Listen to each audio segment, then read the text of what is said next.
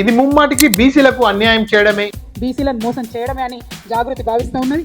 Telangana municipal ఎన్నికల్లో బీసీలకు 42% reservation అంశం లేకుండానే కాంగ్రెస్ పార్టీ ఎన్నికలకు పోతుందని జాగృతి వ్యవస్థాపకురాలు కల్వకుంట్ల కవిత అన్నారు. ఇవాళ మున్సిపల్ ఎన్నికలు వచ్చినాయి, మళ్ళీ మున్సిపల్ ఎన్నికలలో 42% మాట ఎత్తకుండా కాంగ్రెస్ ప్రభుత్వం ముందుకు పోతుంది. ఇలా దృష్టిని మరల్చడానికే ఫోన్ ట్యాపింగ్ కేసును తెరపైకి తీసుకువచ్చారని పరోక్షంగా కాంగ్రెస్ బీఆర్ఎస్ లను ఆమె తనదైన శైలిలో విమర్శించారు. గలమెత్తుతారు అనేటటువంటి ఆలోచన రాగానే ఏం చేస్తారు, గుంపు మేస్త్రి గారు గుంటనక్క గారిని ట్యాపింగ్ కేసులో పిలుస్తారు.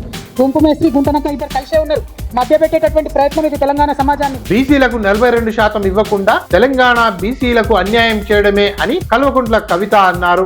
మా బీసీలంతా ఏకమవుతారు, ఏమైంది మా 42% అడుగుతారని చెప్పి కొత్త డ్రామా మొదలుపెట్టారు తప్పితే ఇది ప్రజలకు వనికొచ్చేటటువంటిది కాదు. ఖచ్చితంగా 42% ఇవ్వకుండా మున్సిపల్ ఎన్నికలకు వెళ్ళడం అంటే బీసీలను మోసం చేయడమే అని జాగృతి భావిస్తూ ఉన్నది.